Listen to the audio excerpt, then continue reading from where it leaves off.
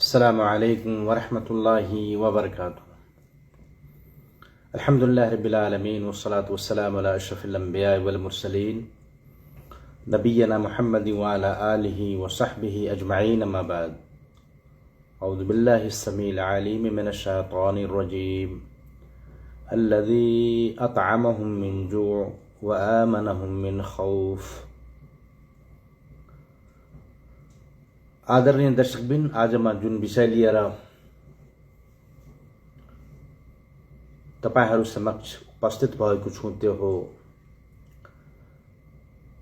राष्ट्रका लागि शान्ति, सुरक्षा र अस्थिरताको महत्व।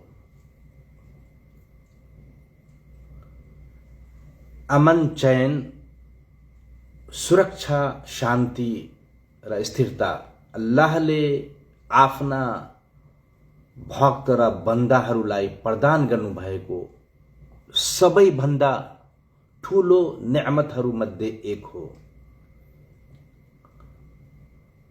शान्ति, सुरक्षा बिना मानिसको जीवन व्यवस्थित हुन सक्दैन।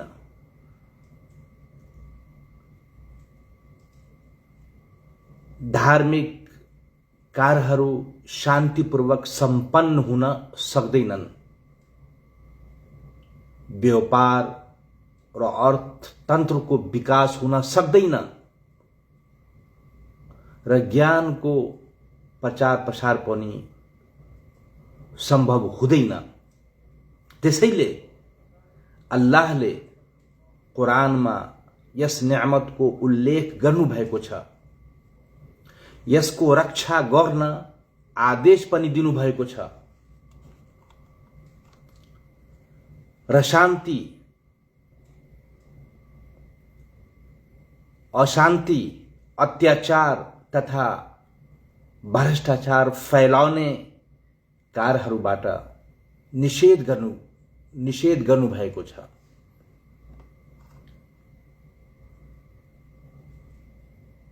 म केही कुराहरू प्रमाण स्वरूप कुरानबाट राख्न चाहन्छु। सुरक्षा अल्लाहको महान नेमत हो। अल्लाहले भन्नुभएको छ, अल्लज़ी अतअमहुम मिन जू' व आमनहुम मिन खौफ। सूरा कुरैश आयतको संख्या 4। अल्लाहको भनाई, जसले उनीहरूलाई भूखमा खाना खुवायो र डर र भयबाट अमन, चैन, सुरक्षा प्रदान गर्यो। प्रश्न भयो, अल्लाहले भोजन र सुरक्षालाई एकैसाथ उल्लेख गर्नुभएको छ किनकि यी दुवै बिना जीवन सुचारू हुन सक्दैन। त्यस्तै सुरक्षा समाजको स्थिरता र समृद्धिको आधार हो। देशका लागि सुरक्षा को बारे हामी सबैले दुआ पनि गर्नुपर्छ। इब्राहिम अलैहिस्सलामले दुआ गर्दै भन्नुभयो, रब्बी जअल हाज़ा बलदन आमिनन वर्जुक अहलहु मिनस समरात। सूरतुल बकरा आयतको संख्या 126। हे मेरो पालनहार, यस ठाउँलाई शान्तिको नगर बनाइदिऊ र यसका बासिन्दाहरूलाई फलफूलबाट जीविका प्रदान गर। अर्को ठाउँमा अल्लाहले भन्नुभएको छ, अल्लाहसित इब्राहिम अलैहिस्सलामले दुआ गर्नुभयो, रब्बी जअल हाज़ल बलद आमिना। सूरा इब्राहिम आयतको संख्या 35। हे मेरो पालनहार, यस नगरलाई शान्तिदायक बनाइदिऊ। आदरणीय दर्शकबिन, प्रश्न भएको सुरक्षा पैगम्बरहरूको प्रमुख प्रार्थना मध्ये एक थियो। देशको समृद्धि सुरक्षासँग गहिरो रूपमा सम्बन्धित छ।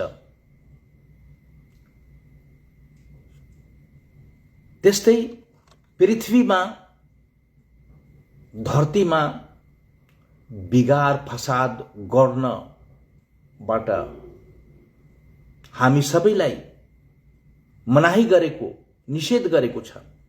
अल्लाहले भन्नुभएको छ वला तुफसिदु फिल अर्दि बाद इस्लाहिहा, सूरतुल आराफ आयतको संख्या 56। पृथ्वी सुधार भइसकेपछि त्यसमा बिगार नगर। र अल्लाहले यो पनि भन्नुभयो इन्नल्लाह ला युहिब्बुल मुफ्सिदिन, निश्चय नै अल्लाह बिगार गर्नेहरूलाई मन पराउनुहुन्न। साथीभाइहरू, परस भएको समाजमा अशान्ति, हिंसा र सुरक्षा भङ्ग गर्ने सबै कारण फसादभित्र पर्दछन्। सुरक्षा, शान्ति कायम राख्नु इस्लामी शरीयतको प्रमुख उद्देश्य पनि हो र यसबारे केही प्रमाणहरू हदीसबाट म राख्न चाहन्छु। सुरक्षा संसारका सबैभन्दा ठूलो न्यामत मध्ये एक हो। रसूलुल्लाह सल्लल्लाहु अलैहि वसल्लमले भन्नुभयो अन उबैदुल्लाह इब्न महसन रदियल्लाहु अन्हु قال قال النبي صلى الله عليه وسلم من أصبح منكم آمنا في سربه معافا في جسده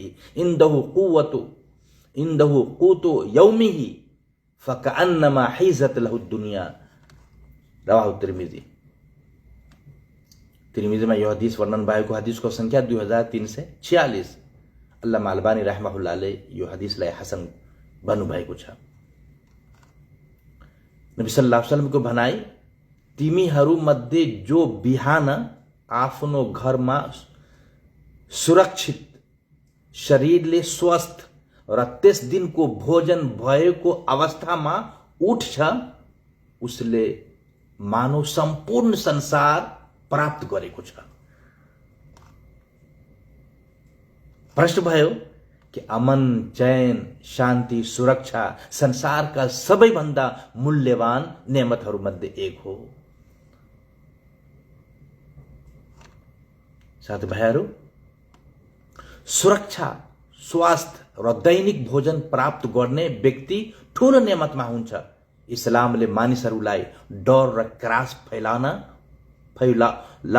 निषेध गरेको छ। शान्तिपूर्वक समाज निर्माण इस्लामको उद्देश्य हो।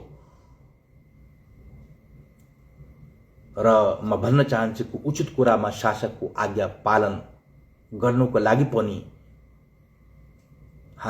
हामी सबैलाई इस्लामले आदेश दिनुभएको छ।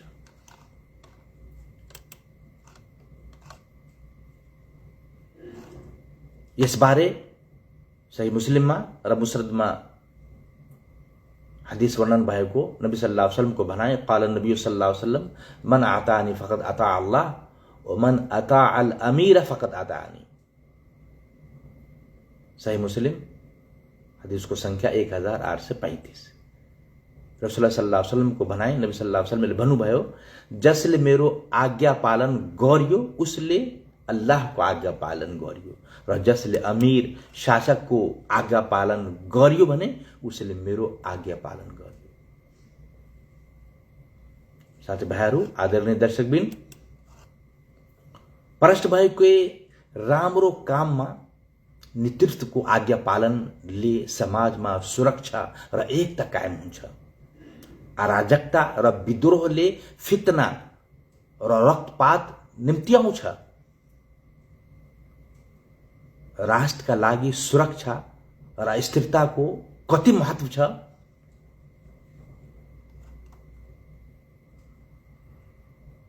यदि राष्ट्रमा शान्ति, सुरक्षा र स्थिरता छ भने हामीहरू शान्तिपूर्वक इबादत भक्ति गर्न सकिन्छौँ। धर्म, ज्ञान, धन, इज्जत र बुद्धिको सुरक्षा हुन्छ। व्यापार, उद्योग र अर्थतन्त्रको विकास हुन्छ। राष्ट्रमा शान्ति सुरक्षा छ भने सार्वजनिक तथा निजी सम्पत्तिको संरक्षण हुन्छ।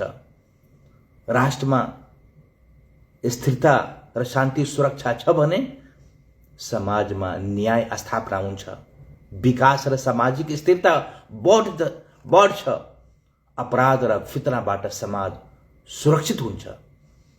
अन्तमा अल्लाहसित प्रार्थना छ कि अल्लाहले हामी सबैलाई शान्तिपूर्वक अमन चैन को साथ जीवन बिताउनको लागि अल्लाहले हामी सबैलाई तौफिक र क्षमता प्रदान गरून्। वस्सलामु अलैकुम वरहमतुल्लाहि वबरकातुहु। म साथी भाइहरूलाई भन्न चाहन्छु यो भिडियोलाई आफ्ना साथीहरूका लागि शेयर गर्नुहोला। वजजाकुमुल्लाह खैरा।